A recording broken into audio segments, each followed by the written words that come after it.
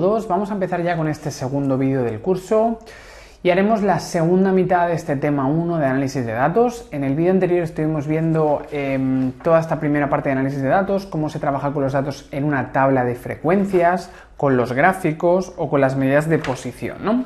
Entonces, vamos a la página 5 del dossier y empezaremos con las medidas de dispersión. ¿A qué se refiere la dispersión? La dispersión se refiere a si los datos de una serie numérica están muy alejados entre ellos o si los datos están todos ellos muy juntos. Si tenemos los datos muy alejados entre ellos, diremos que es una distribución muy dispersa, mientras que si los datos están muy juntos, diremos que es una distribución muy concentrada o poco dispersa. Podemos hablar de dispersión o de variabilidad de los datos o de heterogeneidad de los datos. Todo esto se refiere a lo mismo. Por ejemplo, si nosotros tuviéramos dos series numéricas, una fuera 1, 3, 5, 7 y 9 y la otra fuera 4, 4, 5, 6 y 6. Con estas dos series, ¿cuál de las dos series creéis que sería más dispersa? ¿La primera serie o la segunda serie? Aquí sería más dispersa claramente la primera serie, ¿no? Porque los números están todos ellos más alejados entre ellos, ¿no? La primera sería más dispersa y la segunda sería una distribución más concentrada. Pues eso es lo que vamos a intentar identificar con los indicadores o las medidas de dispersión. Vamos a intentar identificar si los valores de la serie están muy alejados o están muy juntos. Lo primero que podríamos hacer para intentar ver si los números de una serie están muy alejados o muy juntos, si están muy dispersos, es calcular la varianza. La idea de la varianza es la siguiente. Vamos a coger una medida de tendencia central como es la media y a partir de la media vamos a ver los números de la serie en cuanto se alejan de la media aritmética. Si los números están todos ellos muy cerca de la media aritmética, diremos que es poco dispersa. En cambio, si los números se alejan mucho de la media aritmética, diremos que es una distribución muy dispersa. Por tanto, la dispersión se referirá, la buscaremos en esta primera medida a partir de la distancia de los números a la media de la serie. Por tanto, vamos a ir buscando la distancia de cada número menos la media, y así tendremos todas las distancias de los números a la media. Pero entonces esto nos dará una serie de números. Lo que podemos hacer es, una vez tenemos las distancias de los números a la media de la serie, lo que vamos a hacer va a ser hacer un promedio, es decir, vamos a hacer el sumatorio de estas distancias y lo vamos a dividir entre n, entre el número de valores que tenemos. Pero ¿qué ocurre si hacemos este cálculo? Que nos vamos a encontrar con que la distancia, por ejemplo, en la primera serie la media es de 5, ¿sí? Por tanto, el primer número en cuanto se aleja de la media, 1 menos 5 se alejaría en menos 4. El segundo número se alejaría 3 menos 5, se alejaría en menos 2. El siguiente en 0, el siguiente en más 2, el siguiente en más 4. Por tanto, fijaros que tendremos valores positivos y negativos. Algunos se alejarán por encima de la media y otros se alejarán por debajo. De forma que si yo lo sumo todo, todas esas distancias positivas y negativas, y luego lo divido entre n, ¿qué ocurrirá con la suma de todo? Pues que como tendremos positivos y negativos, al final se van a anular unos y otros y nos va a quedar que un valor cercano a 0. Por tanto, eso no nos va a servir si lo hacemos así. Las distancias de los números a la media, como serán positivas y negativas, se me van a anular y no me interesa que se anulen. Entonces lo que podríamos hacer es, pues decir, en matemáticas, si queremos que algo sea positivo, lo que podemos hacer es elevarlo al cuadrado. Por tanto, haremos la distancia de los números a la media y ese resultado lo elevaremos al cuadrado. De esa forma nos aseguramos de que vamos a tener seguro unos valores que serán de signo positivo y así lo podremos sumar sin problemas. Entonces, si hacemos este cálculo, será la desviación típica, la varianza, vamos a decir la varianza poblacional o la varianza, la varianza muestral, le llamáis. Entonces, esa varianza muestral saldrá de hacer este cálculo, ¿sí? Este cálculo es equivalente a hacer este otro cálculo, que sería hacer el sumatorio de cada valor al cuadrado dividido entre n menos la media al cuadrado. Es equivalente. Y como siempre, como cuando trabajamos con las medidas de posición, siempre que tenemos los datos en una tabla de frecuencias, sencillamente hay que coger cada valor y multiplicarlo por la n sub pi, por su frecuencia absoluta. Por tanto, si tuviéramos los datos en una tabla de frecuencias, cogeríamos cada diferencia y la multiplicaríamos por la n sub pi, por el número de valores que tendríamos de cada categoría o de cada valor, ¿no? Por tanto, sencillamente se multiplica por n sub pi y siempre que teníamos datos agrupados en intervalos, pues el valor x sería el valor de la marca de clase, ¿eh? Siempre que teníamos intervalos, el valor que utilizábamos para los cálculos era siempre la marca de clase de ese intervalo. Entonces, esta sería la fórmula general si tenemos los datos sueltos. Luego aquí tenéis también la fórmula si los tenemos en una tabla de frecuencias, pero ya os digo, siempre es lo mismo, es multiplicarlo por n sub pi y ya está. Entonces, ¿cómo sería en este caso? Pues sería coger el primer valor, el 1, menos el 5 al cuadrado, más el siguiente valor, que es el 3 menos el 5 al cuadrado, más el siguiente valor, que sería el 5 menos 5 al cuadrado, ¿no? Bueno, iríamos haciendo esto para todos los valores de la serie y al final lo dividiríamos entre n, entre el número de valores que tenemos, que sería en este caso, tendríamos un total de 5. Si nosotros hacemos todo este cálculo, vamos a tener pues 4 al cuadrado, es decir, 16 más 2 al cuadrado, tendremos 20, tendremos un total de 40 entre 5 en este caso, ¿no? A ver, un segundo que no tengo el... A ver, un segundo.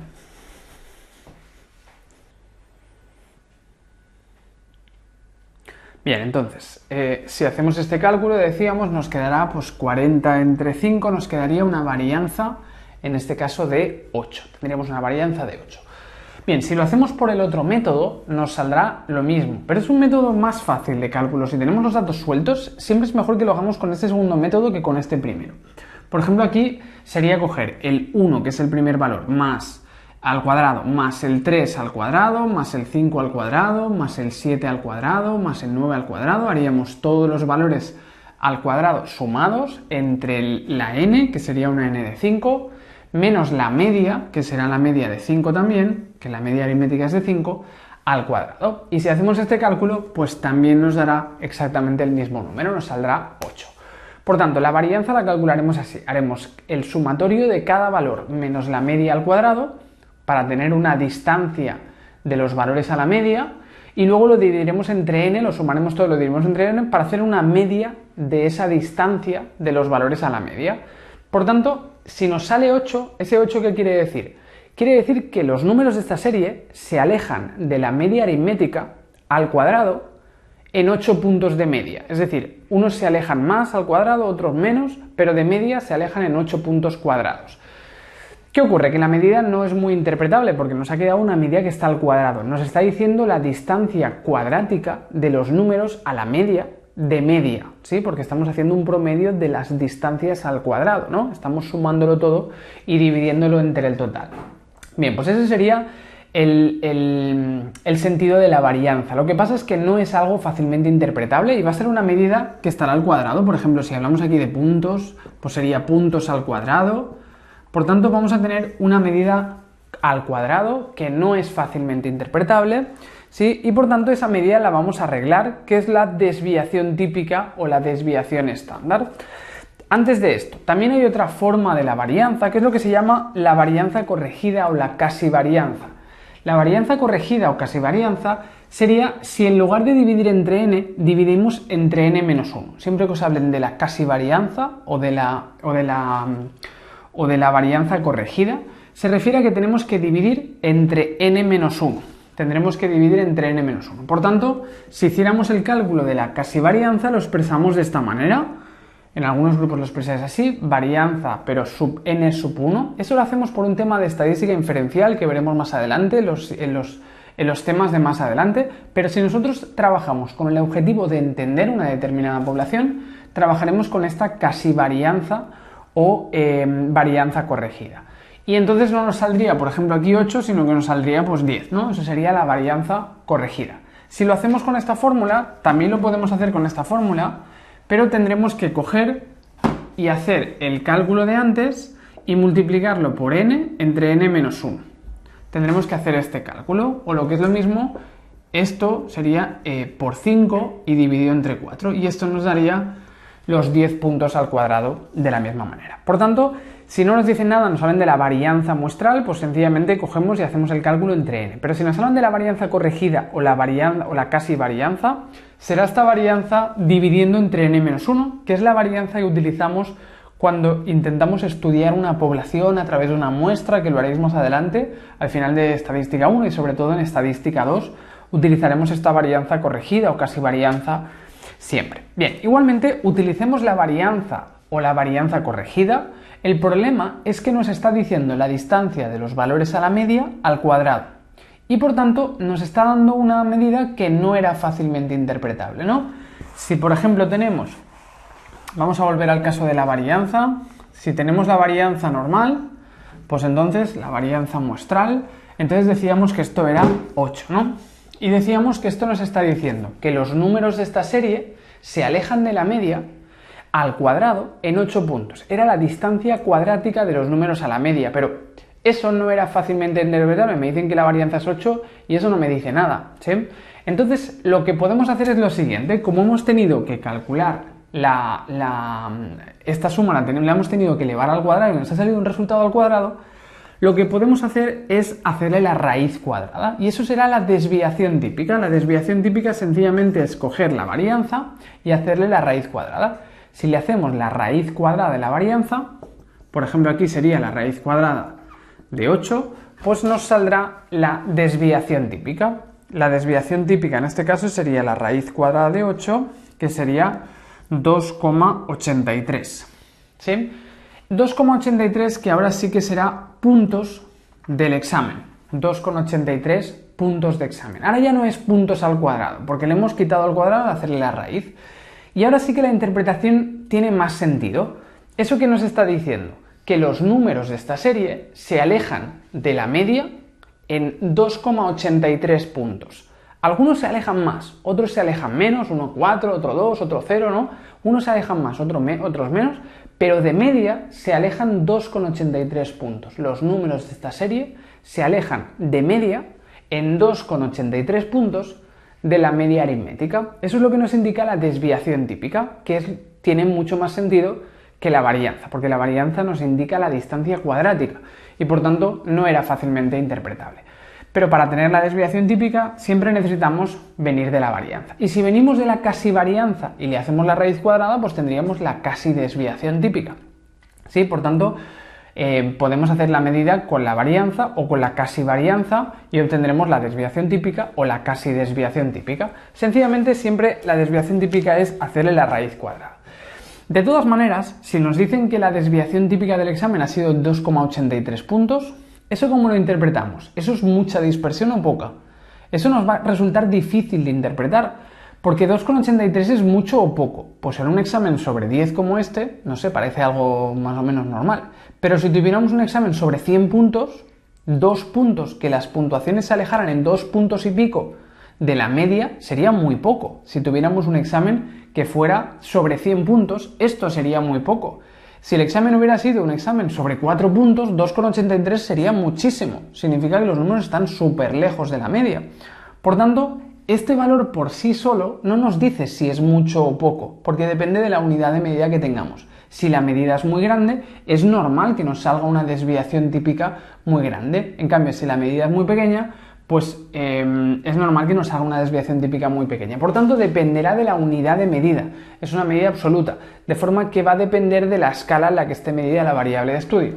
Por eso, la desviación típica tampoco sirve, ahora es más interpretable lo que significa, pero tampoco sirve para valorar si es mucha o poca dispersión. Para poder valorar si es mucha o poca dispersión, tendremos el coeficiente de variación, que esta sí que será ya la mejor medida para poder valorar la dispersión. Consiste en coger la desviación típica y dividirla entre la media aritmética. Desviación típica dividida entre la media. Y hay veces que se multiplica por 100, en algunos grupos lo expresáis como porcentaje, eso nos saldrá una proporción, pero si la multiplicamos por 100 nos saldría un porcentaje. Por tanto, si dividimos la desviación típica entre la media, tendremos el coeficiente de variación. Sería 2,83, el valor de la desviación típica, ¿no?, dividido entre la media aritmética, que sería una media aritmética, decíamos, de 5, ¿no? Pues haríamos el cálculo, 2,83 dividido entre 5, y nos quedaría en este caso 0,56. ¿Eso qué quiere decir? Pues que en una escala entre el 0 y el 1, porque es una proporción, la dispersión que tenemos podemos decir que es media, estaría entre el 0 y el 1, está cerca del 0,5, que sería el punto central. Si me saliera un coeficiente de variación de 0,9, pues diríamos que la dispersión es muy alta. Si me saliera 0,1, diríamos que la dispersión es muy baja. Por tanto, vamos a tener que la dispersión, la mejor medida para poder valorarla, si es mucha o poca, será siempre esto, el coeficiente de variación, que nos dará una medida entre el 0 y el 1, que nos servirá para interpretar si hay mucha o si hay poca dispersión. Venga, pues esa es la idea del coeficiente de variación. Siempre que queramos valorar si es mucha o poca dispersión, siempre lo mejor es el coeficiente de variación. Y siempre que queramos comparar, también lo ideal será siempre el coeficiente de variación, si queremos comparar entre dos medidas diferentes. Por ejemplo, imaginaros que yo os digo que los salarios de una empresa de media son 1.500 euros mensuales y la desviación típica es de 50 euros. Y yo os pregunto, ¿qué es más disperso? ¿Los salarios de esta empresa o las notas de este primer examen que decíamos? ¿Qué sería más disperso? ¿Las notas del examen o los salarios de la empresa? Yo si miro la desviación típica, veo que es más alta en los salarios de la empresa, ¿no? Veo que es más alta. Es más alta que en las notas de este examen. ¿Pero eso significa que sea más dispersa, más variable, que tenga una mayor variabilidad esta variable? No, porque están en unidades totalmente distintas. Los salarios en miles de euros es una medida muy grande. En cambio, los exámenes, la nota de examen va de 0 a 10. Por tanto, es una medida muy pequeña. De forma que vamos a trabajar, para poder comparar, siempre vamos a trabajar con el coeficiente de variación que decíamos, ¿no? Para poder comparar, yo no puedo comparar esto con esto. Estos son euros de salario mensuales y estos son puntos de un examen sobre 10. No tiene ningún sentido que yo compare dos cosas en unidades distintas. Por tanto, para poder compararlo, hacemos el coeficiente de variación. El coeficiente de variación sería igual a la desviación típica, 50, entre la media, que sería 1.500. Y eso sería un 0,03, ¿no? Si dividimos esto, 50 entre 1.500, nos quedaría 0,03 periódico. ¿Eso qué quiere decir? Que en una escala de 0 a 10, esto es muy poco disperso. Tendríamos un coeficiente de variación del 0,03 o del 3%. Ya os digo que a veces se expresa en porcentaje también. Por tanto, es mucho más dispersas las notas del examen, que era un 0,56. Es mucho más dispersas las notas de este examen que los salarios de esta empresa. Porque fijaros que aunque la desviación típica nos había salido 50 euros es poco cuando hablamos de salarios, ¿no? Significa que los salarios de la empresa se alejan de media en 50 euros. Tenemos 1.500 euros y los salarios están alrededor de los 1.500, algunos se alejan por encima, otros por debajo. De media se alejarían en 50 euros, por tanto, casi todos estarían cobrando casi lo mismo, 1.400 y pico, 1.500 y pico, pero muy cerca del 1.500. Por tanto, al final, esta variable, aunque el valor de la desviación típica es muy alto, no nos está diciendo que sea muy disperso esto. De hecho, esto es muy poco disperso. Para poderlo valorar bien, siempre coeficiente de variación. Si en el examen nos preguntan qué variable es más dispersa, siempre vamos a tener que hacer esto. Siempre tendremos que calcular el coeficiente de variación. Siempre. Y siempre que queramos valorar si es muy dispersa, poco dispersa, también. Bien, estas son las tres principales medidas que vais a tener para valorar la dispersión. Luego hay otras medidas que no son tan importantes, como son el rango y el rango intercuartílico, que también sirven para valorar la dispersión. Pero estas son las tres principales. Hay que calcular siempre primero la varianza. De la varianza se saca la desviación típica y de la desviación típica sacaremos el coeficiente de variación. Por tanto, es importante que entendamos que esto siempre es algo secuencial y si yo he calculado la casi varianza, pues obtendremos la casi desviación típica y de la casi desviación típica obtendremos el casi coeficiente de variación o el coeficiente de variación corregido, ¿sí? Por tanto, al final, si esto lo calculo con n-1, pues eso ya me repercute en todo lo demás, ¿no? Bien, y luego tenemos un par de medidas más que son el rango y el rango intercuartílico. El rango sencillamente es la diferencia entre el valor más alto, el valor máximo, y el valor más bajo de la distribución. Por ejemplo, si nosotros estamos hablando de esta primera distribución, el valor más alto, ¿cuál sería? El más alto sería el 9, ¿no? Sería el 9 el más alto y el valor más bajo sería el 1. Por tanto, sería 9 menos 1, sería igual a 8. Tendríamos un rango de 8. Y si hablamos del rango intercuartílico, nos daría la distancia entre el cuartil 3 y el cuartil 1 que ya vimos en la clase anterior, ¿no? La distancia entre cuartil 3 y cuartil 1. Por ejemplo, si esto es el cuartil... vamos a borrar esta distribución. Si esto sería el cuartil 1 y esto sería el cuartil 3 y esto sería el cuartil 2 o la mediana, ¿no? Pues diríamos que en esta serie tendríamos que el cuartil 3 ha sido un 7 y que el cuartil 1 ha sido un 3. Por tanto, 7 menos 3 sería igual a 4. ¿Esto qué nos está diciendo? Que el rango sea 8 quiere decir que en esta serie de datos todos los datos están en un margen, todos están en un margen de 8 puntos. Todos los datos los tenemos en un espacio de 8 puntos. Mientras que el rango intercuartílico nos está diciendo que si yo divido la distribución en 4 partes iguales, ¿no? El 50% central de los datos, que es lo que se encuentra entre el cuartil 1 y el cuartil 3, el 50% central de los datos está en un margen de 4 puntos. Tengo que la mitad central de los datos se alejan entre ellas, entre todos los números, se alejan hasta 4 puntos, ¿sí? Por tanto, nos indica cómo de estirados están los datos, podríamos decir. Si los datos, si el rango nos indica la amplitud de los datos, hasta qué distancia hay entre el mínimo y el máximo, ¿no? Hay 8 puntos de distancia entre mínimo y máximo, toda la serie está en 8 puntos de diferencia. Y el rango intercuartílico nos dice que en la mitad central la tenemos en 4 puntos de diferencia. Bien, pues esas son las diferentes medidas de dispersión. Las más importantes, la más importante siempre es el coeficiente de variación, porque nos sirve para poder valorar si es mucho o poco y además para poder comparar. Pero antes tenemos que calcular pues varianza y desviación típica. Y luego tenemos estas otras dos medidas que son muy sencillas, pero que también nos están indicando de alguna manera la dispersión. Bien, entonces, vamos a pasar ahora a las siguientes medidas, que son las medidas de forma. Medidas de forma. Las medidas de forma nos indicarán cómo se reparte una distribución y podemos hablar de medidas de forma la moda, en primer lugar. ¿La moda a qué se refiere? La moda se refiere a el valor que más aparece en una serie de valores, ¿sí? El valor más repetido es la moda. Por ejemplo, si tenemos una serie que es 1, 2, 4, 9, 2, 6. Aquí la moda de esta serie, ¿cuál sería? Sería el 2, porque lo tenemos repetido 2 veces. La moda se refiere a cuál es el valor o la categoría más repetida, que más veces nos aparece, ¿no?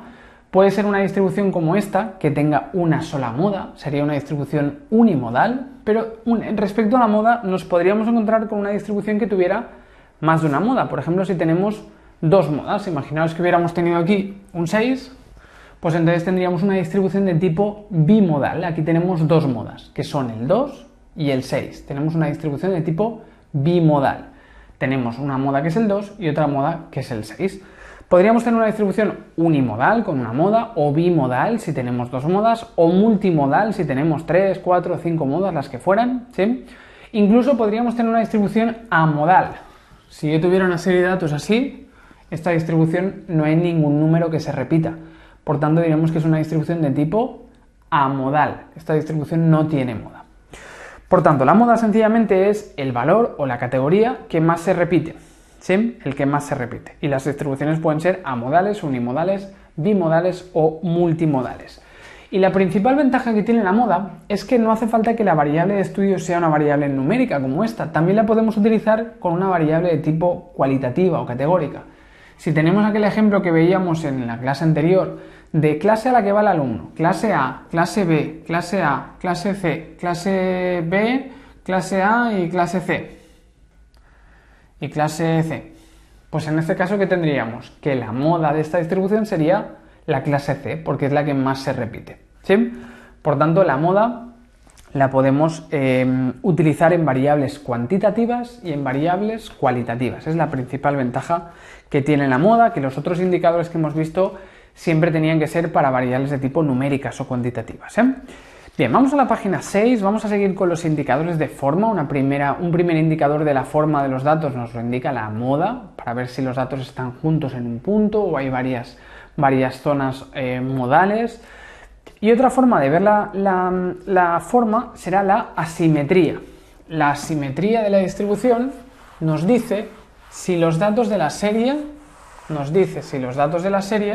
están repartidos de forma equitativa, entonces diremos que es una distribución de tipo simétrica, si tenemos una distribución como esta, o si tenemos una distribución donde hay mayor concentración en los valores bajos que en los valores altos, entonces diremos que es una distribución asimétrica positiva, o si tenemos una distribución donde hay mayor concentración en los valores altos que en los valores bajos, diremos que es una distribución asimétrica negativa. Esto será simétrica, esto asimétrica positiva y esto asimétrica negativa. Por tanto, la distribución puede ser asimétrica positiva, simétrica o asimétrica negativa. ¿Cómo podemos identificar la asimetría?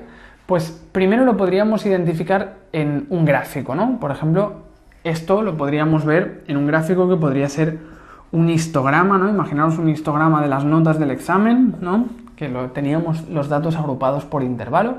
Pues yo si veo que hay una cola hacia el lado izquierdo, pues es una asimetría negativa. Si veo que la cola la tenemos hacia el lado derecho, sería una asimetría positiva. Por tanto, esto lo podemos ver en un gráfico como un histograma y también lo podemos ver con un diagrama del boxplot de la caja. ¿Sí? Vimos el diagrama del boxplot. Por tanto, esto también lo podríamos identificar en un boxplot. Si tuviéramos un boxplot que fuera así, querría decir que estaría equilibrado entre la mitad superior y la mitad inferior. Sería un boxplot que estaría equilibrado entre la mitad más alta y la mitad más baja. Luego podemos hablar de una asimetría positiva si nos encontráramos con un boxplot que estuviera como estirado hacia arriba, como si lo estuviéramos distorsionando hacia arriba. Eso sería un boxplot con una asimetría positiva. Y si tenemos un boxplot con una asimetría donde está como estirado hacia abajo, entonces diremos que es una distribución asimétrica negativa. Por tanto, si el boxplot lo tenemos como estirado hacia arriba, asimetría positiva. Si no tiene ninguna tendencia para arriba o para abajo, simétrico.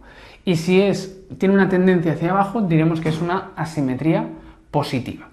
Además de esto, para poder identificar la asimetría, tendremos un coeficiente de asimetría.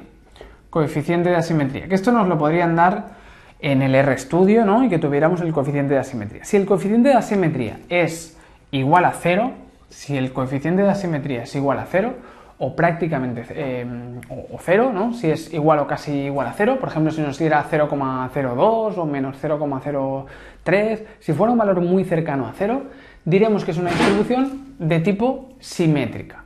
Mientras que si el coeficiente de asimetría nos da un valor superior a 0, diremos que es una distribución asimétrica positiva. Si tenemos un coeficiente de asimetría positivo, entonces será asimétrica positiva. Y si el coeficiente de asimetría es menor de 0, diremos que es una distribución asimétrica negativa. Si tenemos una distribución con un coeficiente de asimetría negativo. Esto nos lo pueden dar con el RStudio, ya os digo, y os darán un coeficiente de simetría. ¿Que me sale un coeficiente de simetría de 1,2? Pues es positivo, asimetría positiva. ¿Que me sale un coeficiente de asimetría de menos 2,3? Es negativo, por tanto, asimetría negativa. ¿Que me sale un coeficiente de asimetría de 0,1? Pues diremos que es una distribución prácticamente simétrica, un poquito simétrica positiva, pero prácticamente simétrica. Por tanto, para identificar simetría, lo primero sería utilizar un gráfico, ¿no? Un histograma, un diagrama de la caja o boxplot. Y lo siguiente, lo más útil, sería calcular un coeficiente de asimetría y fijarnos en el signo del coeficiente de asimetría. Y luego, por último, hay una última manera de ver la simetría, que es comparando la media con la mediana. Si comparamos la media con la mediana. Si comparamos la media con la mediana, aquí por ejemplo tenemos una distribución simétrica, la media y la mediana en una distribución simétrica estarán en el punto central. Media y mediana estarán en el centro. En cambio, si tenemos una distribución asimétrica positiva, ¿qué ocurrirá? Que la mediana es aquel valor que nos divide en la mitad y la mitad, ¿no? Que sería más o menos lo que nos dejaría medio área, la mitad del área para allá y la mitad del área para el otro lado. Pero la media aritmética, ¿qué le ocurría? Que le afectaban mucho los valores extremos, ¿no? A la media aritmética le afectaban mucho los valores extremos. Y por tanto, tendríamos que la media aritmética se va a ver arrastrada hacia los valores extremos, que en este caso los tendremos en los valores más altos de la distribución. Por tanto, si la media aritmética nos queda por delante de la mediana, es un valor más alto que la mediana, diremos que es una distribución, o seguramente será una distribución asimétrica positiva. Mientras que si tenemos que ocurre lo contrario, que la media aritmética está por debajo de la mediana, eso será porque la media aritmética se ve arrastrada hacia los valores extremos más bajos. De esa manera conseguimos, tenemos una media aritmética inferior a la mediana, y eso quiere decir que habrá una asimetría de tipo negativa. Si nosotros tenemos que la mediana de la distribución, vamos a pensar la mediana es como si fuera el cero, la simetría. Si la media aritmética la tenemos aquí, al mismo nivel que la mediana, es que es simétrica. Si la media aritmética la tenemos por encima de la mediana, vamos a ponerlo así mejor, si la media aritmética la tenemos por encima de la mediana, diremos que es una distribución asimétrica positiva. Y si la media aritmética la tenemos por debajo de la mediana, diremos que es una distribución asimétrica negativa. Os podéis acordar de este truco, como si la mediana fuera el 0 y a partir de aquí colocamos a la media aritmética. De hecho, bueno, imaginaros por ejemplo que la mediana de la distribución haya sido un 4 y la media aritmética haya sido un 4,5. ¿Eso qué quiere decir? Pues veo que la media aritmética está por encima de la mediana, ¿no? Por tanto, la media aritmética ha quedado por encima de la mediana, quiere decir que es una distribución asimétrica positiva. En cambio, si yo os dijera que la mediana de la distribución es un 6 y que la media aritmética es un 5,5, ¿qué querría decir? Pues que la media aritmética la tenemos por debajo de la mediana, ¿no? Por tanto, posiblemente habrá una asimetría de tipo negativa. Y si yo tuviera pues que los dos valores son muy cercanos, 6 y 6,1, pues esto podríamos decir que prácticamente es una distribución simétrica. Por tanto, podemos identificar la simetría comparando media y mediana. Bien, y vamos a poner un ejemplo para que acabéis de entender a qué nos referimos con esto de asimetría positiva y negativa. Imaginaros que los alumnos del curso de Statistics os ha ido genial el examen y todos sacáis buenísimas notas en el primer parcial, por ejemplo, ¿sí? Entonces, imaginaros que de todo el grupo que ha hecho el curso, todo el mundo ha sacado muy buenas notas, o casi todo el mundo, menos alguno que ha sacado un poco notas peores, pero en general casi todo el mundo le ha ido muy bien. ¿Qué tipo de distribución sería? ¿Una simetría positiva, una distribución simétrica o una asimetría negativa? ¿Qué tipo de distribución sería? Sería una distribución de tipo asimétrica negativa, ¿no? Porque tendríamos que habría mucha gente con notas muy altas y tendríamos poca gente con notas muy bajas. Tendríamos mucha concentración en las puntuaciones más altas y mucha dispersión en las puntuaciones más bajas. Por tanto, sería una distribución asimétrica negativa. Distribución asimétrica negativa. Muy bien, pues bien. Luego, esto sería la simetría de la distribución. Luego podemos ver también la kurtosis de una distribución. Vamos a ver la kurtosis.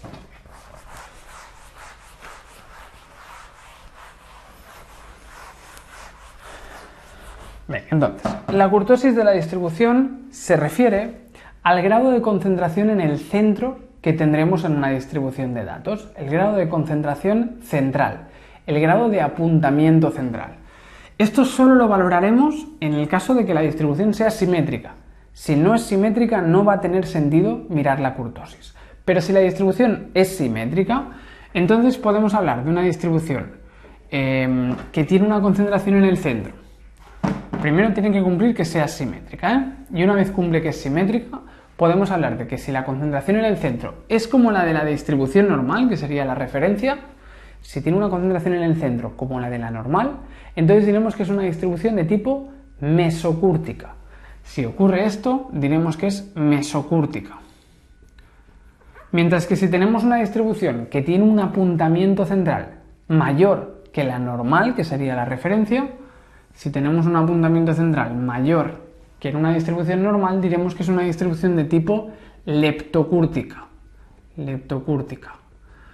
Y por último, si tenemos una distribución que es más aplanada que la distribución normal, diremos que es una distribución de tipo platicúrtica. Platicúrtica. Entonces, a partir de aquí, para identificar la kurtosis, lo podríamos ver más o menos en un gráfico, aunque en el gráfico va a ser un poco difícil de identificarlo. Bueno, si vemos un gráfico, un histograma donde el centro es un pico muy alejado del resto, pues diremos que es leptocúrtica. O si está casi plano, pues diremos que es platicúrtica. Se puede ver más o menos en un gráfico. Pero para verlo con mayor precisión, habría que utilizar un coeficiente de kurtosis. Un coeficiente de kurtosis. Si el coeficiente de kurtosis nos diera 0, si tuviéramos un coeficiente de kurtosis igual a 0, diremos que es una distribución de tipo mesocúrtica. Si el coeficiente de kurtosis nos da mayor que 0, diremos que es una distribución de tipo leptocúrtica. Y si el coeficiente de kurtosis nos da menor que 0, diremos que es una distribución de tipo platicúrtica. Por tanto, la interpretación es parecida a lo de la asimetría, ¿no? Es un indicador que hay que fijarse en el signo. Si es signo positivo, asimetría positiva. Si es signo negativo, asimetría negativa. Y si es 0 o un valor cercano a 0, diremos que será mesocúrtica, ¿sí? Por tanto, nos fijamos en el valor del indicador. No tiene mucha más historia, esto lo podríamos ver, ya os digo, más o menos con un histograma, pero lo más útil siempre va a ser mirarlo con un coeficiente de kurtosis. Entonces, aquí tenéis un ejemplo del RStudio, con los diferentes indicadores que hemos estado viendo. Esto sería sobre las notas de un examen y nos dicen que la varianza es igual a 4. ¿Qué quiere decir que la varianza sea 4? La varianza de 4 nos indica la distancia cuadrática de los números a la media, ¿no? Decíamos, nos dice en cuánto se alejan al cuadrado los números de la media aritmética. En este caso nos dice que serían 4 puntos. La varianza no la podíamos interpretar directamente. Decíamos que no nos servía para interpretarla porque estaba al cuadrado. Y por eso nos dan la desviación típica. En el R nos saldrá como SD, Standard Deviation. Nos da una desviación típica de 2. ¿Qué quiere decir una desviación típica de 2? Pues que los números de esta serie se alejan de la media en 2 puntos de media. Unas veces se alejan más, otras veces menos, pero se alejan en 2 puntos de media. Nos está diciendo que las notas de este examen, la distancia media de las notas del examen a la media es de 2 puntos. Igualmente 2 puntos es mucho o es poco, es lo que comentábamos antes, no lo podemos interpretar bien. Para interpretarlo bien utilizaremos el CV, el coeficiente de variación. Por tanto, además nos han dado también el rango intercuartílico y QR sería el interquartilic range, el rango intercuartílico. Nos da 3. ¿Qué quiere decir eso? Pues que la distancia entre el cuartil 1 y el cuartil 3 sería de 3 puntos. El 50% central de los datos lo tenemos en 3 puntos de diferencia, ¿sí? Y luego, si miramos el coeficiente de variación, al final es la mejor medida, decíamos, para poder interpretar la dispersión, ¿no? Coeficiente de variación 0,274.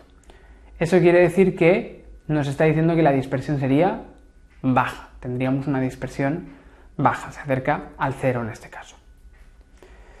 Bien, pues ya tenemos el coeficiente de variación, nos indica al final, es la mejor medida, decíamos, para la dispersión. Por tanto, las 4 primeras medidas que tenemos aquí del RStudio son de dispersión. Y respecto a la dispersión, ¿qué podríamos comentar? Pues la mejor medida para comentar la dispersión es el CV, el coeficiente de variación. Nos dice que la dispersión sería más bien baja, se acerca al 0. Y luego tenemos esto de skew y kurtosis. Eso significa la simetría, skewness en inglés, skew, y kurtosis, la kurtosis. Por tanto, skewness nos ha salido menos 0,85. ¿Qué quiere decir ese menos 0,85? Quiere decir que vamos a tener un coeficiente que es negativo, ¿no? Y por tanto, un coeficiente de simetría negativo quiere decir que tenemos una distribución asimétrica negativa. Y luego tenemos la kurtosis de 0,021. Una kurtosis de 0,021 quiere decir que tenemos una distribución prácticamente mesocúrtica, ¿no? Porque es un valor muy cercano al 0.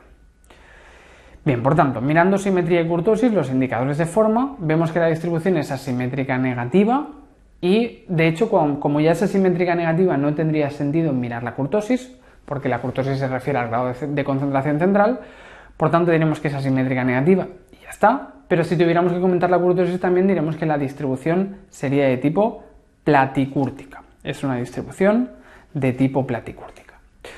Bien, pues con esto acabamos con todas estas medidas que teníamos de descriptiva univariante. Bien, luego tenéis una última cosa de este tema, que es esto de las combinaciones lineales de las variables, ¿no? Nos dicen, por ejemplo, si tenemos una variable formada por un valor multiplicado por x1 más otro valor multiplicado por x2, ¿sí? Si tenemos que la variable x viene formada por dos valores, por ejemplo, la nota del examen de la asignatura, la nota de la asignatura viene formada por la nota del primer parcial, la nota del examen final, que esto cuenta no sé cuánto y esto cuenta no sé cuánto, ¿no? Si tuviéramos algo así, pues entonces nos dicen que la media global, la media que tendríamos de las puntuaciones de toda la asignatura, vendría a hacer la misma operación pero con las medias, es decir, el mismo coeficiente multiplicado por la media del primero y luego por la media del segundo, ¿sí? Nos quedaría esto así. Y si hablamos de la varianza, pues sería coger el primer valor al cuadrado por la varianza de la primera variable más el segundo valor al cuadrado por la varianza de la segunda variable. Esto es a lo que se refiere con esto de las combinaciones lineales de la variable, ¿sí? Bien, entonces a partir de aquí, si yo os dijera que la nota del examen final se compone por un 30% de la nota del primer parcial más un 70% de la nota del examen final, y yo tengo que la media del primer examen ha sido un 6 y la media del segundo examen ha sido un 7 con unas varianzas que han sido de 2, bueno, vamos a poner de 4 y de 3, entonces yo me podría preguntar, si yo tengo las notas medias y las varianzas de cada uno de los dos exámenes y estoy hablando ahora de la nota de toda la asignatura, pues podríamos transformar esto. ¿Cuál sería la media de toda la asignatura? Pues la media de la nota de toda la asignatura entera sería igual a 0,3 multiplicado por la media de la nota del primer parcial que han sacado los alumnos, que ha sido un 6, más 0,7 por la media de la nota del segundo examen, que ha sido un 7. Por tanto, hacemos este cálculo y nos daría pues la nota media, pero no de un examen o del otro, sino la nota media de toda la asignatura para toda la clase. Sería 0,3 por 6 más 0,7 por 7. Y sería igual a 6,7. Bueno, pues ya tendremos la media de toda la asignatura. Después, podemos hablar de la varianza de la asignatura completa. La varianza de la asignatura completa, ¿qué tendríamos que hacer? Pues 0,3 al cuadrado multiplicado por la varianza de la primera, que sería 4, más 0,7 al cuadrado multiplicado por la varianza del segundo examen, de la segunda variable, que sería 3. Por tanto, haríamos este cálculo y sería 0,3 al cuadrado por 4 más 0,7 al cuadrado por 3. Y nos daría un 1,83.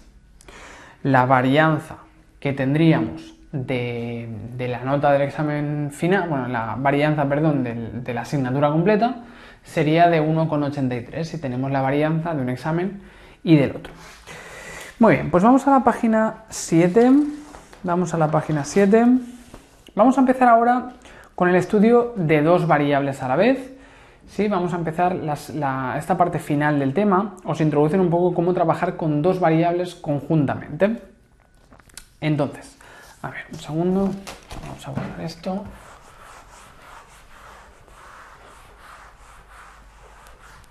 Entonces, a ver, un segundo. Bien, entonces vamos a empezar con las tablas de frecuencia de doble entrada o bivariantes para estudiar dos variables a la vez. Entonces, lo primero que podríamos hacer en una tabla de frecuencias de doble entrada o bivariante sería colocar los datos con una tabla de frecuencias absolutas conjuntas. Colocar los datos para ir poniendo las frecuencias absolutas conjuntas que tendríamos.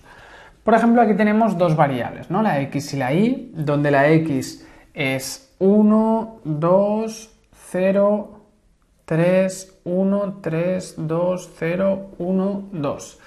Y la variable y es 0, 1, 1, 1, 1, 0, 1, 1, y después el 3 es 2, 0, 2, 1, 1 y 1, ¿no? Bien, tendríamos estos datos. A partir de estos datos, imaginaos que estos son dos variables como número de hijos por familia, la variable x, y número de coches por familia, ¿sí? Número de hijos por familia y número de coches por familia, por poner un ejemplo, ¿no? La primera familia que tenemos tiene un hijo y no tiene coche, la segunda familia tendría 2 hijos y tiene un coche, la tercera familia no tiene hijos y tiene un coche, ¿no? Tendríamos unos datos así. Entonces, lo primero que podemos hacer es colocar los datos en una tabla de frecuencias absolutas conjuntas. Entonces colocaríamos la variable x y la variable y aquí, donde la variable x sería 0, 1, 2 y 3. Y la variable y sería el 0, 1, 2, 0, 1 y 2, ¿no? Son un poquito más separado. 0, 1 y 2. Bien, entonces a partir de aquí, pues iríamos rellenando esta tabla. Venga, iríamos rellenando esta tabla. Entonces, a partir de aquí tenemos el primer dato. Es una familia que tiene un hijo y que no tiene ningún coche, ¿no? Por tanto, sería... vamos a ir cogiendo las diferentes casillas. Para rellenar la tabla de frecuencias absolutas conjuntas, diríamos, ¿cuántas familias no tienen hijos y no tienen ningún coche? Pues en este caso, 0, 0, no hay ningún caso. Por tanto, sería 0. Después, ¿cuántas familias no tienen hijos pero tienen un coche? Aquí tenemos un caso, ¿no? De que no tienen hijos y tienen un coche. Aquí tenemos otro caso, ¿no? Por tanto, en total tenemos los 2 casos que tenemos aquí. Después, familias con 0 hijos y 2 coches. 0 hijos y 2 coches, en este caso no tenemos ninguna, ¿no? Luego, familias con un hijo y ningún coche. Un hijo y ningún coche sería esta. Y ya está, solo tendríamos este caso. Por tanto, sería 1, ¿no? Iríamos haciendo esto para todas las casillas y construiríamos esta tabla de frecuencias absolutas conjuntas. Aquí sería 1, 1, 1 y luego sería 0, 2, 1 y luego 1, 1 y 0. Pues esta sería la tabla de frecuencias absolutas conjuntas y luego podemos calcular todos los totales de filas y columnas, que serán los marginales de la tabla. Por ejemplo, aquí, ¿cuántas familias tienen 0 coches? Pues habría un total de 2 familias que no tienen ningún coche, que son esta y esta familia, ¿sí? Luego, familias que tienen un coche, pues en total hay 6 familias que tienen un coche, que sería pues esta y esta, ¿no? Luego, familias que tienen 2 coches serían 2. Luego, familias que no tienen hijos serían 2. Familias que tienen un hijo serían 3. Familias que tienen 2 hijos serían 3. Y familias que tienen 3 hijos serían 2. Y en total serían 10 casos. Pues ya hemos hecho la tabla de frecuencias absolutas conjuntas. Con datos cuando tenemos 2 variables a la vez. Si las 2 son cuantitativas de esta manera, bueno, podemos hacer esta tabla de frecuencias conjuntas. Y luego podríamos hacer una tabla de frecuencias relativas conjuntas. Relativa siempre era dividiendo entre el total, ¿no? En nuestro caso el total es 10. Por tanto, 0 entre 10 sería 0. Pero 2 entre 10 sería 0,2. Luego 0, luego 0,1, ¿no? 1 entre 10, luego 0,1, 0,1, 0,2, 0,1, 0,1, 0,1, ¿sí? Y al final tendríamos 0,2. Si todo lo dividimos entre la n, en este caso entre 10, pero si fuera otro caso sería la n que fuera, ¿eh? Nos quedaría pues todo 0, los diferentes elementos, ¿no? Y al final pues este valor sería 10 entre 10, que sería 1. Esa sería la tabla de frecuencias relativas conjuntas. Bien, y luego podemos también construir una tabla de frecuencias relativas condicionadas. Tabla de frecuencias relativas condicionadas. Esa tabla se refiere a construir una tabla, pero poniendo los diferentes valores de x o de y condicionado a un determinado valor de la otra variable. Por ejemplo, la primera tabla que tenéis de ejemplo dice los valores de x para una y igual a 2. Esto lo haremos en el tema de probabilidad. Esto quiere decir sí, es decir, un sí condicional. Los diferentes valores de x si la y es igual a 2. Los diferentes valores de x si la y es igual a 2. Los diferentes valores de x si la y es igual a 2 son 0, 1 y 2, ¿no? Y de ahí podemos sacar la frecuencia absoluta y la frecuencia relativa. Si la x es igual a 2, si la x es igual a 2, si la y es igual a 2, quiero decir, ¿cuántas veces tenemos casos en los que la x es 0? No hay ningún caso, ¿no? ¿Cuántos casos tenemos en los que la x era 1? Bueno, aquí lo tenemos en frecuencia relativa, pero era 1, ¿no? Y aquí 1, faltaría el 3, 1 y 0, ¿no?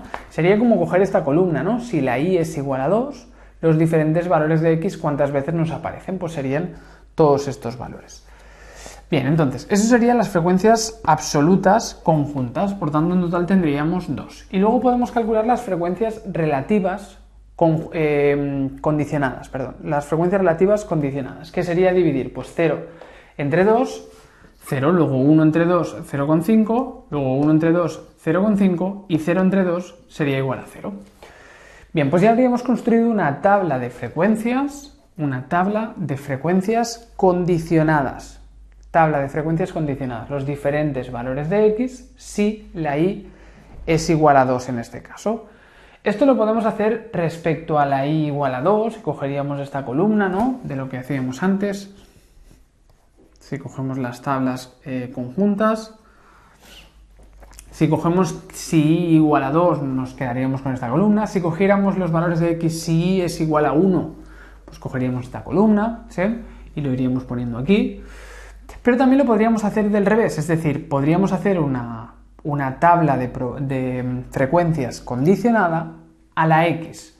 Por ejemplo, si yo me preguntara los diferentes valores de y, si la x fuera igual a 0, tenemos aquí, ¿no?, el ejemplo que tenéis vacío para rellenar, los diferentes valores de y si la x fuera igual a 0. Los diferentes valores de y si la x fueran igual a 0, los valores de y son 0, 1 y 2, por tanto 0, 1 y 2. Y de ahí podemos sacar su frecuencia absoluta y su frecuencia relativa. Si hablamos de que los valores de y si la x es igual a 0, la frecuencia absoluta ¿cuál sería? Pues si la x es 0, una y 0 no sucede en ningún caso, por tanto 0. Luego una y de 1 sucede en 2 casos, 2, y luego una y de 2 sucede en 0 casos, pues sería 0, 2 y 0, la tabla de frecuencias condicionada. Y esto nos daría igual a 2. Y por tanto nos quedaría 0, luego 2 entre 2, 1 y luego 0. Y en total siempre esto nos tiene que dar 1, ¿eh? Sí, pues fijaros que aquí tendríamos dos ejemplos de tablas condicionadas. La tabla condicionada de los valores de x si la y es igual a 2. ¿Sí? Si la y es igual a 2, los diferentes valores de x que aparecen 0, 1, 1, 2, 0, ¿no? O los diferentes valores de y si la x es igual a 0, los diferentes valores y las veces que nos aparecen. Venga, por tanto, cuando tenemos dos variables a la vez, una x y una y, podemos coger y poner los datos en una tabla de frecuencias absolutas conjuntas, cruzando los datos, una tabla de frecuencias relativas conjuntas, si lo dividimos entre n, o muchas tablas, podríamos hacer tablas condicionadas, que serían condicionadas a que la x o la y tomara un determinado valor. Bien, entonces aquí os he puesto también un ejemplo del RStudio. Aquí tenéis un ejemplo de RStudio de cómo sale esto. Aquí tenemos índice de Gini 1, 2, 3, 4, 5 y luego el índice de desarrollo humano como alto, bajo, medio, muy alto. Diferentes categorías, ¿no? Esto lo hemos puesto con números, pero esto podrían haber sido categorías. Esto podría haber sido la categoría A, B, C y D, y esto que hubiera sido nivel bajo, medio y alto, ¿no? Esto podrían haber sido categorías en lugar de números. Pero bueno, aquí por ejemplo pues tenemos una variable cuantitativa que es el índice de Gini. No, de Gini no, el grupo de HDI. HDI Group. Sí, bueno, el grupo de GNI, que sería 1, 2, 3, 4, 5, y el otro sería este grupo de HDI, ¿no? Como alto, medio, bajo. Bueno, tenemos aquí, este era un ejemplo que teníais de las previas, ahora no recuerdo exactamente qué era cada variable. Y aquí tendríamos la tabla de frecuencias absolutas conjuntas y relativas, ¿no? De valor que tenemos del grupo de GNI 1 con grupo de HDI alto, height, hay 19 casos, pues es el valor de arriba, 19, y la frecuencia relativa sería 0,118, que es dividiendo el 19 entre los 161 que es en total, ¿no? Aquí estarían las dos tablas juntas, la de frecuencias absolutas conjuntas y la de frecuencias relativas conjuntas. Las dos estarían aquí metidas, mezcladas, ¿sí? Os tenéis que fijar en la esquina de arriba a la izquierda que pone Cell Content, es el contenido de las celdas. Nos dice que lo de arriba es la n, es decir, es la frecuencia absoluta, y lo de abajo es la n entre el total, es decir, la frecuencia relativa. ¿Sí? Por tanto, me está diciendo que hay 19 casos de grupo 1 y nivel height alto que representan el 11,8% de toda la muestra. Luego hay 11 casos de grupo 2 con nivel height y que representan el 6,8% de toda la muestra, ¿no? Iríamos mirando esto pues para todas las casillas. Bueno, es lo mismo que hemos visto antes, pero os lo he puesto para que veáis un poco cómo aparecen en RStudio. Bien, vamos a la página 8. Vamos a la página 8.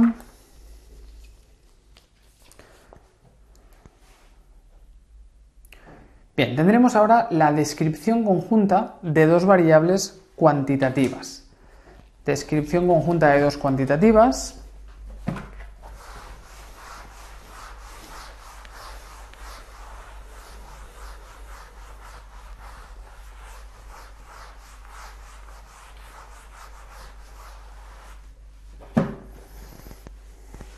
Bien, página 8, descripción conjunta de dos variables cuantitativas. Entonces,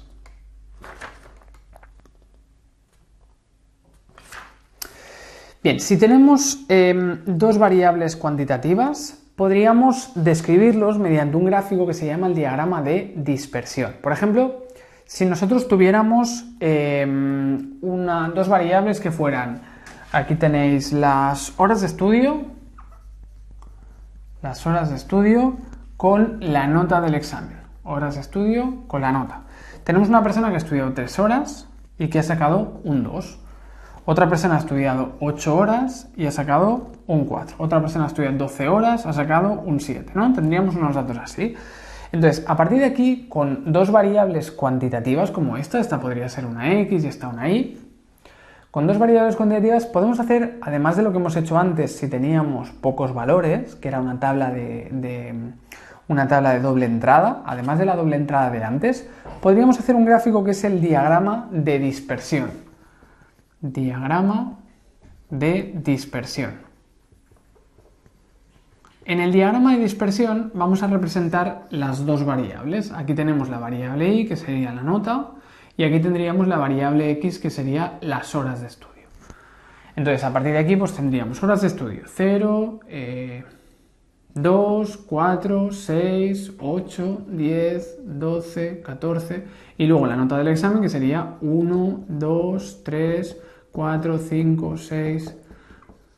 Bueno, tendríamos todos los valores aquí. Bien, entonces a partir de aquí podríamos ir colocando cada una de las observaciones que tenemos en este gráfico que es el diagrama de dispersión. Por ejemplo, una persona que ha estudiado 3 horas, tengo la primera persona que ha estudiado 3 horas y ha sacado un 2. 3 horas y un 2, pues haríamos un punto aquí para la primera persona de la muestra. La segunda persona ha estudiado 8 horas y ha sacado un 4. 8 horas con un 4, pues haríamos un punto aquí que nos representaría a la segunda persona de la muestra. La tercera ha estudiado 12 horas y ha sacado un 7. 12 horas y ha sacado un 7, pues haríamos un punto aquí. Iríamos haciendo un punto para cada una de las observaciones, ¿no? Si tuviéramos muchos valores, pues al final tendríamos lo que se llama una nube de puntos. La nube de puntos nos indica la relación entre las dos variables. Nos formará una nube de puntos todas las observaciones que tenemos. Si la nube de puntos es una nube como esta, creciente, si tenemos una nube de puntos creciente, quiere decir que vamos a tener una relación de tipo positiva o directa. Relación positiva o directa. Tendremos una relación lineal, porque vamos a estudiar solo las relaciones de tipo lineales, y de tipo positiva o directa, es decir, que cuanto más tenemos de una cosa, tendremos más de la otra. Relación de tipo lineal positiva. Después podemos hablar de una relación de tipo lineal negativa. Si tenemos una nube de puntos que va así hacia abajo, pues tendremos una relación que es de tipo negativa. ¿Qué quiere decir negativa? Pues que cuanto más tengo de una cosa, tengo menos de la otra. Aquí tenéis el ejemplo en la página 8 de las ausencias a clase y la nota. Ausencias y nota, ¿no? La gente que falta poco a clase tiene buena nota. La gente que falla mucho a clase, que tiene muchas ausencias, tiene poca nota. Por tanto, nos quedaría una nube de puntos como esta. Es una relación de tipo negativa. Y después, si tenemos una nube de puntos que no tiene ninguna tendencia, pues diremos que es una relación nula, que no habría relación, ¿sí? También nos podríamos encontrar relaciones no lineales. Hasta ahora hemos visto relaciones lineales. Relaciones lineales directas o positivas, si cuanto más tengo de una cosa, tengo más de la otra. Relación lineal negativa si cuanto más tengo una cosa tengo menos de la otra. Y no relación si no veo ninguna tendencia. Pero nos podríamos encontrar también con relaciones de tipo no lineales. Por ejemplo, si yo tuviera una nube de puntos así, querría decir que al principio es una relación positiva y luego pasa a ser una relación negativa, ¿no? Eso sería una relación de tipo no lineal. Nosotros no estudiaremos relaciones no lineales, solo nos van a interesar las relaciones lineales, ¿sí? Estas no las detectaremos con los indicadores que veremos ahora, pero bueno, que sepáis que hay otro tipo de relaciones que son las relaciones no lineales. Bien, pues vamos a la página 9. Vamos a ver las diferentes medidas de asociación que tendremos para identificar la relación que hay entre dos variables cuantitativas. ¿Qué relación lineal tenemos? La primera medida que podemos sacar es la covarianza. La covarianza es un indicador que viene a hacer este cálculo. Es el sumatorio de cada valor menos la media multiplicado por cada valor, bueno, de la otra variable menos su media, ¿no? Cada valor de la variable x menos su media por cada valor de y menos su media. Y esto lo vamos multiplicando y lo vamos sumando para cada uno de los valores, ¿no? Sería pues 3 menos la media de las horas de estudio por 2 menos la media de la nota del examen más 8 menos la media de las horas de estudio más 4 menos la media de la nota del examen, más, iríamos haciendo esto sumando todos los valores, ¿no? Nos quedaría esta fórmula para hacer la covarianza. O tendríamos una fórmula más sencilla, que sería esta, el sumatorio de cada valor de x por cada valor de y, entre n menos la media de x por la media de y. Sumatorio de cada x por cada y entre n, menos la media de x por la media de y. Es una fórmula más sencilla y luego a la derecha tenéis las fórmulas si trabajáramos con datos en una tabla de frecuencias, es decir, pues cada vez que hacemos esto multiplicado por la frecuencia absoluta, conjunta en este caso, de las dos variables, o aquí pues multiplicado por la frecuencia absoluta conjunta de cada combinación de las dos variables, ¿no? Si viniéramos una tabla de doble entrada de las que hemos visto antes, de frecuencias absolutas conjuntas, pues tendríamos que hacer cada una de las operaciones, multiplicarla por las veces que se repite, que sería su frecuencia absoluta. Pero, ya os digo, vamos a trabajar ahora con datos simples, lo haríamos así, pero si tuviéramos los datos en una tabla de doble entrada, pues entonces tendríamos que ir multiplicando por la frecuencia absoluta conjunta. Eso sería la covarianza. Por ejemplo, en nuestro caso, ¿cómo lo calcularíamos? Siempre es más fácil utilizar esta segunda fórmula que esta primera, que siempre es más larga. Esta sería como la original y esta es la simplificación. Por ejemplo, aquí sería, pues, imaginaros que la media de las horas de estudio es de, no sé, de 6 horas. Y la media de la nota es de un 5. No sé, me lo invento, ¿eh? Imaginaos que tenemos estas dos medias. Pues, ¿qué tendríamos que hacer? Sería ir haciendo el primer valor 3 por el primer valor de la y. Sería 3 por 2 más, luego 8 por 4, más 8 por 4, más 12 por 7, 12 por 7, más, ¿no? Iríamos haciendo esto para todos los valores.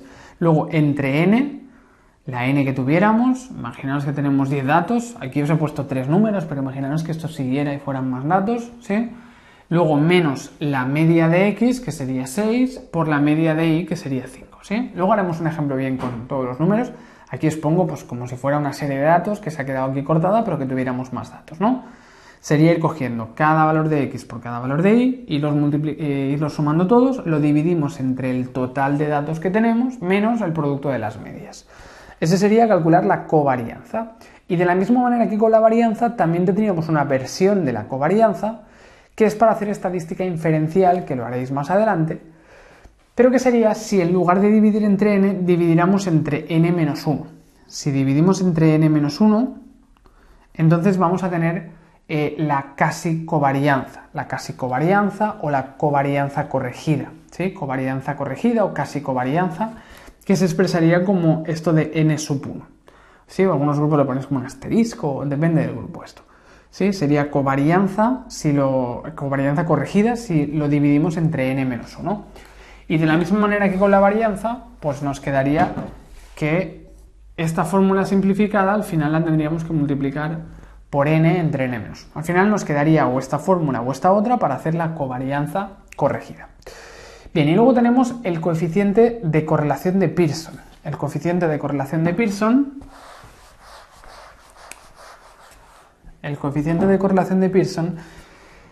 va a ser otra medida. Bueno, la primera medida, por tanto, es la covarianza, ¿sí? La covarianza ya nos va a indicar el tipo de relación que tendremos. Si la covarianza nos sale positiva, quiere decir que hay una relación de tipo directa o positiva. Si nos sale negativa, quiere decir que hay una relación inversa o negativa. Y si nos sale cero, significa que no hay relación. Esto nos lo indica el resultado de la covarianza. ¿Que nos sale 300 de covarianza? Pues hay una relación de tipo directa. Es decir, cuanto más de una cosa, tendremos más de la otra. ¿Que me sale menos 20? Pues quiere decir relación negativa. ¿Sí? Nos va a decir si es una relación positiva o negativa, o si me sale cercano a cero, pues no relación, pero tiene un problema la covarianza, que es que igual que la varianza, depende de la unidad de medida. Como nos va a depender de la unidad de medida, entonces nos vamos a encontrar con que esto nos puede dar miles o decimales el resultado de la covarianza, y no podremos saber si es mucho o es poco, no lo podemos cuantificar, porque va a depender de la unidad de medida. Por tanto, la covarianza solo nos indica el signo de la relación, pero no es útil para entender la relación porque no nos dice si es mucha o es poca relación. Para compensar eso, tenemos el coeficiente de correlación de Pearson. El coeficiente de correlación de Pearson es un valor que viene del siguiente cálculo. Viene de coger la covarianza y dividirla entre el producto de las desviaciones típicas. Covarianza entre la desviación de X por la desviación típica de Y. El resultado que nos salga de coger la covarianza de antes, que puede ser la normal o la corregida, ¿sí? Entonces nos saldría la correlación de Pearson corregida o la normal. Entonces tendríamos que la correlación de Pearson, una vez hacemos este cálculo, nos va a dar un valor que ahora sí que va a ser más interpretable, porque lo que hace es coger la covarianza y la estandariza, es decir, le quita la unidad, de forma que nos va a ir desde el más 1 hasta el menos 1. Pasando por el 0. Si la correlación de Pearson llega hasta el más 1, el más 1 sería la máxima relación de tipo positiva, mientras que el menos 1 sería la máxima relación de tipo negativa. Y el 0 sería la no relación. Sí, por tanto, el coeficiente de correlación de Pearson va de más 1 a menos 1 y nos indica la relación, nos indica el signo, el tipo de relación y además la intensidad, nos indica las dos cosas. Si nos sale un coeficiente de correlación de Pearson de 0,9, ¿qué quiere decir? Pues que hay una relación muy fuerte y de tipo positiva. ¿Que me sale una relación de 0,1? Relación muy débil y de tipo positiva. ¿Que me sale menos 0,9? Ojo, menos 0,9 es una relación muy fuerte también, muy fuerte, pero de tipo negativa. Cuanto más se acerca al menos 1, más fuerte es la relación, también. Por tanto, cuanto más se aleja del 0, más fuerte será la relación. Una relación de más 0,9 y una relación de menos 0,9 son igual de fuertes. Lo que pasa es que una es positiva y la otra es negativa. Pues eso sería el coeficiente de la correlación de Pearson, que viene de coger la covarianza y dividirla entre el producto de las desviaciones típicas. El coeficiente de la correlación de Pearson nos indica, decíamos, además de la tendencia, nos indica la intensidad, ¿no? De forma que lo podemos ver en un gráfico. Si tenemos una nube de puntos muy estrecha, quiere decir que la relación es muy fuerte entre las dos variables. Pues quiere decir que el coeficiente de correlación de Pearson será un valor cercano, en este caso al más 1, porque es positiva. Pero si la relación fuera muy débil, pues entonces nos quedaría una nube de puntos pues más gordita. Aquí os he puesto varios ejemplos para que lo sepáis identificar. Por ejemplo, en la primera nube de puntos sería una correlación de Pearson de 0,9, ¿no? Es bastante fuerte y de tipo positiva. La segunda correlación de Pearson es positiva, pero no es tan fuerte, 0,5. La tercera sería prácticamente 0. La cuarta sería una relación negativa, ¿no? Va hacia abajo, pero con poca intensidad, menos 0,3, menos 0,7, y la última es casi una recta, sería menos 0,99. Una relación muy muy fuerte, pero de tipo negativa. Bien, y luego tenemos una tercera medida para valorar la asociación de las variables, que es la R cuadrado, o el coeficiente de determinación que se llama. Coeficiente de determinación, R cuadrado, o coeficiente de bondad de ajuste, se le llama a veces, se refiere a un valor que viene sencillamente de coger la correlación de Pearson y elevarla al cuadrado. Si cojo la correlación de Pearson y la elevo al cuadrado, ya tendremos el coeficiente de determinación. El coeficiente de determinación es un valor que va desde el 0 hasta el 1. Ahora no puede ser negativo porque aunque fuera negativo antes al elevarlo al cuadrado, pero tenemos el negativo. Por tanto, va del más 1 hasta el 0. Y el más 1, ¿qué nos indicará? Nos indica que el 100% de la variable x explica el 100% de la variable y queda explicada por la variable x. Es decir, que esta variable explica totalmente la otra variable, ¿sí? Que la variable horas de estudio determinaría totalmente la nota que sacamos. Las horas que estudiamos determinarán totalmente la nota que sacamos. Y el 0 significa que el 0% de la variable y se explica por la variable x, viene determinado por la variable x, ¿no? Si tenemos 0% quiere decir que la nota no depende en nada de las horas de estudio, ¿sí? Pues ese sería el coeficiente de determinación. Vamos a poner un ejemplo, que nos sale una covarianza de 73,2, una correlación de Pearson de 0,9, vamos a poner, y un coeficiente de R cuadrado de 0,81. ¿Qué quiere decir esto? Pues yo miro la covarianza y digo, vale, es una relación positiva o directa entre las horas de estudio y la nota. Cuanto más estudiamos, más notas sacamos. Relación directa o positiva. Pero 72 yo no sé si es mucho o es poco, dependerá de la unidad de medida de las variables. Por tanto, no puedo interpretarlo. Sencillamente digo que hay una relación positiva, nada más. Para ver la intensidad, teníamos el coeficiente de correlación de Pearson, 0,9. Por tanto, se acerca al más 1. Es una relación muy fuerte y de tipo positiva. Es una relación muy fuerte, se acerca al más 1, que sería lo máximo posible. Y luego tenemos la R cuadrado de 0,81.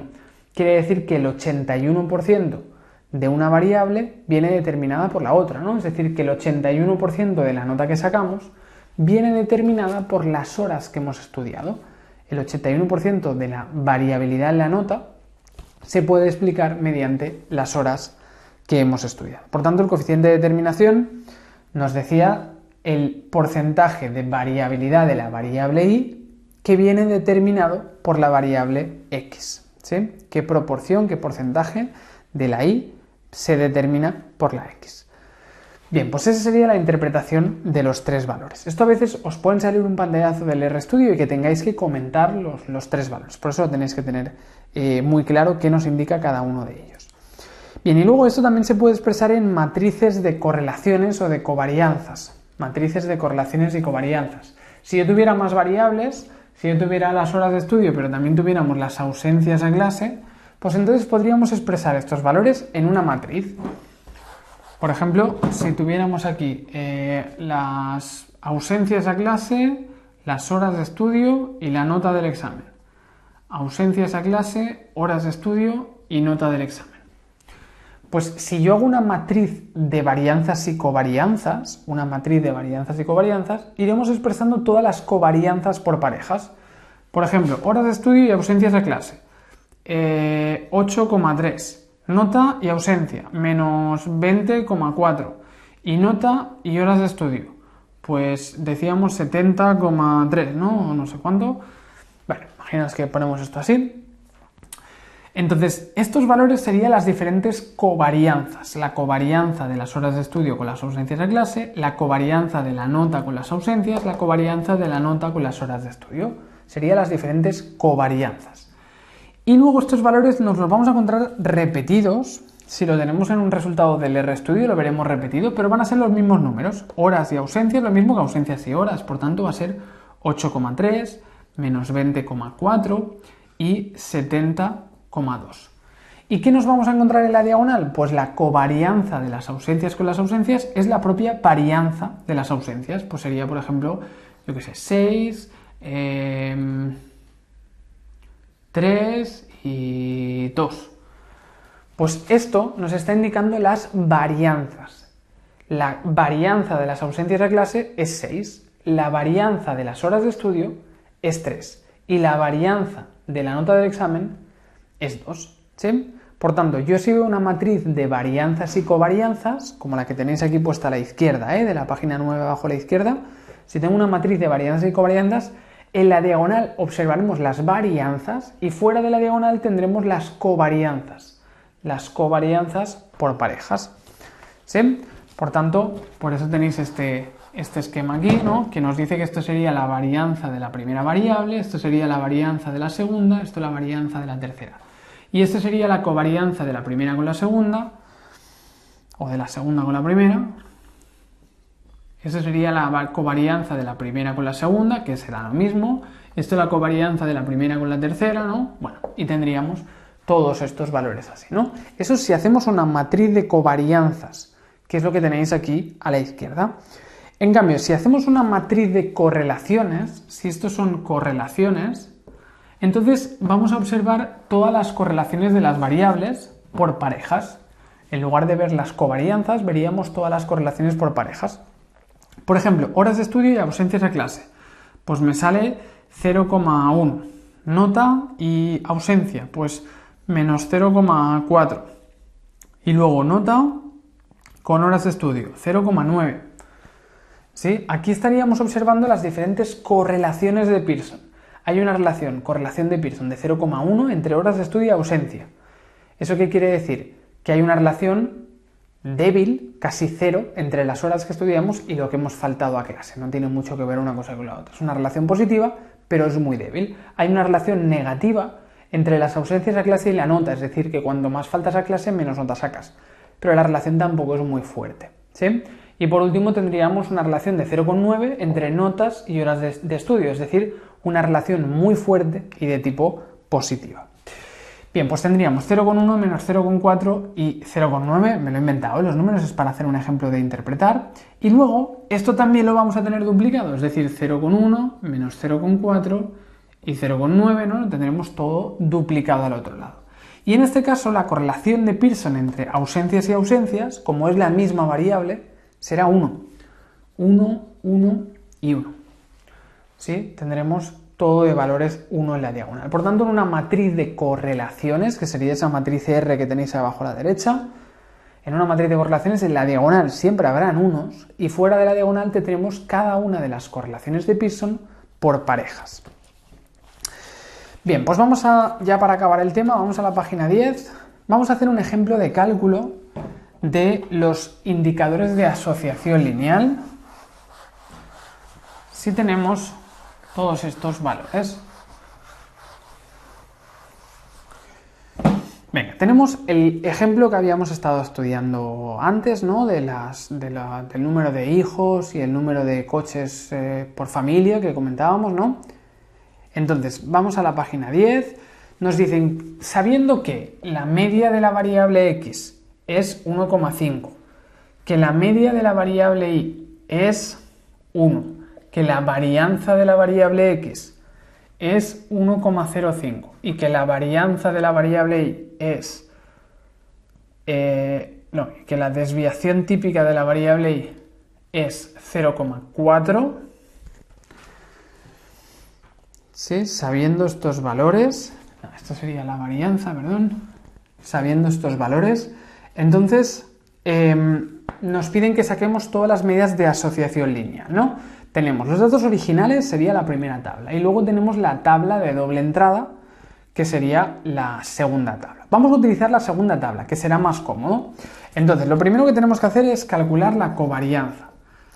Decíamos que la covarianza, vamos a hacerlo todo sin corregir, eso nos lo deberían decir, ¿no? Pero aquí no nos han dicho nada, pues lo hacemos sin poner la covarianza corregida. ¿Sí? Normalmente si no os dicen nada, podéis suponer siempre que es la normal. Estaba mirando cómo os lo ponían en los exámenes. Sí, si no nos dicen nada, siempre podemos asumir que se refieren a los indicadores normales, ¿no? Por tanto, aquí sería la covarianza. ¿Cómo la calculábamos? Pues teníamos la fórmula que era hacer el sumatorio de cada valor de x por el valor de y entre n y luego menos la media de x por la media de y, ¿no? Esta era la fórmula de la covarianza.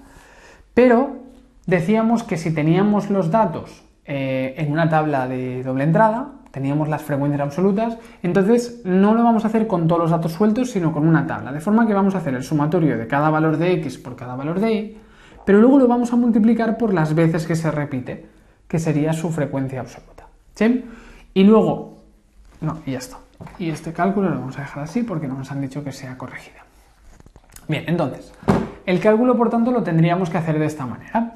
Entonces, para resolverlo, cogeremos la tabla de doble entrada y diremos, primero, sumatorio de cada valor de x por cada valor de y, sería, por ejemplo, aquí el 0 vamos a ponerlo debajo, que si no, que esto va a ser largo, sería el 0 de x por un 0 de la y, ¿no?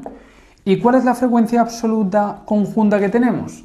0. No hay ningún caso que sea 0 hijos por familia y 0 coches por familia, ¿no? Luego, más, el siguiente valor sería 0 de x, una x de 0, ¿no? 0 hijos por familia y por un coche por familia, 0 por 1. ¿Y el 0 por 1 cuántas veces se repite? Pues miramos la tabla de doble entrada y vemos que nos dice que hay dos casos, ¿no? De 0 y 1, 0 de x y una y de 1. Hay dos casos, pues lo multiplicamos por 2. Luego más, el siguiente valor sería 0 de x multiplicado por 0 de x multiplicado por 2 del valor de y, y esto no se da ninguna vez, que sería 0, ¿sí? Esas serían las tres primeras casillas, ¿no? De la tabla de doble entrada, ¿sí? Que todo esto va a ser 0, Al final. Seguimos, más.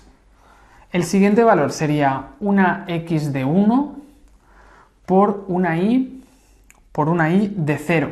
Y esto se da una vez, ¿sí? x1 y 0, hay un solo caso que también se nos va. Luego más, vamos a ponerlo aquí, más, vamos a ponerlo mejor así, decíamos, esto sería 1, 0 y 1, ¿no? Así lo ponemos con el mismo orden de la tabla. Luego más, el siguiente valor sería una x de 1, una y de 1. ¿Y cuántas veces se da una x de 1 con una y de 1? Una vez. Pues ya tendríamos el primer número, en este caso, que no se va, ¿no? Luego el siguiente sería 1 por 2 y multiplicado por 1. El siguiente sería 2 por 0. Ahora sería 2, 2, 2 y por 0, por 1 y por 2. Y esto se da 0 veces, esto se da 2 veces y esto se da una vez. Y luego tendríamos 3, 3, 3, 3 multiplicado por 0, 1 y 2. Y las frecuencias absolutas han sido 1, 1, 0. 1, 1 y 0. Bien, por tanto, al final nos quedaría toda esta suma, ¿no? Toda esta suma, si la hacemos, esto se nos va, esto también se nos va, esto también se nos va. Sí, al final nos quedaría estas operaciones. Sería ir cogiendo los diferentes valores. A ver, un segundo. Bien, ahora, entonces, cogemos y sumamos todo esto. En este caso nos daría, sería 1 más 2 más 4 más 4 más 3. Esto nos daría 14, ¿no? Todo este sumatorio sería igual a 14. 14 dividido entre la n, que la n que tenemos en este caso decíamos que era de 10, ¿no? Por tanto, todo esto entre 10, 14 entre 10, luego menos la media de x, que es 1,5, por la media de y, que es de 1. Bien, pues nos quedaría 14 entre 10 menos 1,5 por 1. Nos quedaría igual a menos 0,1. Nos quedaría igual a menos 0,1. Bien, pues ya tenemos su covarianza. Tendríamos una covarianza de 14 entre 10 menos 1,5, vale, menos 0,1. Bien, ya tenemos la covarianza calculada. ¿Esta covarianza qué nos indica? Que hay una relación de tipo negativa. ¿Pero 0,1 es mucho o es poco? Pues no lo sabemos, porque la covarianza depende de la unidad de medida, decíamos. Por tanto, eso no lo podemos saber, ¿sí? Entonces, ¿qué más? Luego podríamos calcular, aquí nos dice que hay una relación negativa, parece que cuanto más hijos tenemos, menos coches tenemos, según lo que nos ha salido, pero vamos a calcular el coeficiente de la correlación de Pearson, porque yo no sé si esta relación a lo mejor es muy débil o es muy fuerte, no lo sabemos. Entonces, calculamos el coeficiente de la correlación de Pearson. Cogeremos la covarianza y lo dividimos entre el producto de las desviaciones típicas, ¿no? En este caso sería hacer menos 0,1 dividido entre la desviación típica de x, que sería una desviación típica de la raíz de 1,05 por la raíz de 0,4, que sería la varianza de la y. Sería menos 0,1 entre la raíz de 1,05 por la raíz de 0,4. Y esto nos daría igual a menos 0,15. Menos 0,15. Pues ya tendríamos el coeficiente de correlación de Pearson. Ahora ya sí que podemos valorar bien cómo es esta relación. Es una relación, es una relación de tipo negativa, como hemos visto antes, pero sería una relación muy débil, sería prácticamente cero esta relación. Por tanto, hay una relación prácticamente nula entre el número de hijos y el número de coches, al menos con los datos de esta muestra, ¿no? Bien, y luego por último podríamos calcular también la R cuadrada, el coeficiente de determinación con estos datos. El coeficiente de determinación con estos datos sería coger la correlación de Pearson y elevarla al cuadrado, es decir, menos 0,15 lo elevaremos al cuadrado, ¿no? Y si hacemos este cálculo, 0,15 al cuadrado nos quedaría 0,0225. Es decir, que tendríamos que solo el 2%, el 2,25% de la variabilidad en el número de coches que compramos, en la y, depende del número de hijos que tiene la familia, ¿sí? Por tanto, solo el 2% de la variabilidad en el número de coches vendría determinado por el número de hijos, si esas fueran las variables x y y, os lo digo para ponerlo con un ejemplo. Bien, pues ya tenemos los tres indicadores principales. La covarianza nos dice que es una relación negativa, nada más, no sabemos si es mucho o poco. La correlación de Pearson nos dice que además de negativa la relación era muy débil, es decir, prácticamente no hay relación. Y luego la R cuadrada nos dice que solo el 2% de la y viene determinado por la x. Por tanto, la relación, como decíamos, pues prácticamente sería nula, prácticamente no habría relación. Bien, pues ya hemos hecho este ejemplo para aplicar las fórmulas de la covarianza y de la correlación de Pearson. Bien, y luego ya por último, para acabar, tenéis este ejemplo del RStudio que os he puesto, ¿sí? Para que veáis la matriz de correlaciones y de covarianzas. Aquí la primera matriz es la de correlaciones, que pone cor, el comando cor, y luego la segunda matriz es la de la covarianza, que pone cop. Entonces la matriz de correlaciones, ¿qué nos está diciendo? Todas las correlaciones por parejas, y en la diagonal tenemos los unos. Por tanto, si miramos la variable LEB y la variable HDI, ¿qué relación hay entre la variable LEB y HDI? 0,89, prácticamente 0,90, ¿no? Es decir, hay una relación positiva y muy fuerte entre LEB y HDI. Y entre HDI y EIS hay una relación también muy fuerte, 0,91, ¿sí? Y entre EIS y LEB sería 0,79 prácticamente, también una relación muy fuerte y positiva.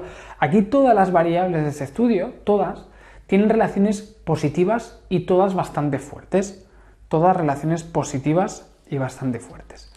Bien, y luego tenemos la covarianza, que la matriz de covarianzas, que sería la segunda matriz, nos decía en la diagonal las varianzas y fuera de la diagonal las covarianzas. Por tanto, la covarianza entre LEB y HDI es 1,16. Es una relación positiva, no podemos decir nada más.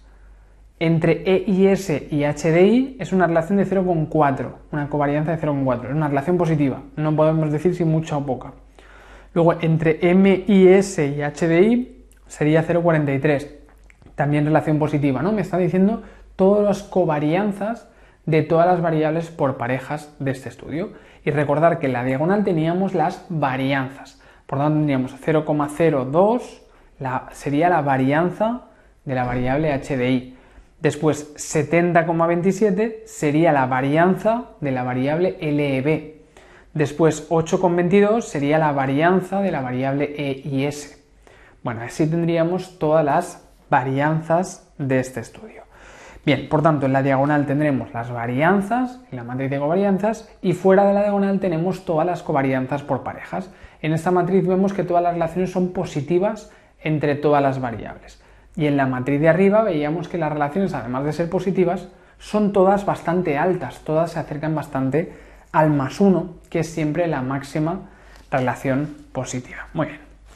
Bien, pues con esto acabamos este tema 1 de análisis de datos y nos faltará pues ya la parte del... Bueno, en el siguiente vídeo haremos la parte de teoría de probabilidad de este tema 2. Bien, pues lo dejamos aquí y nada, nos vemos en el próximo vídeo.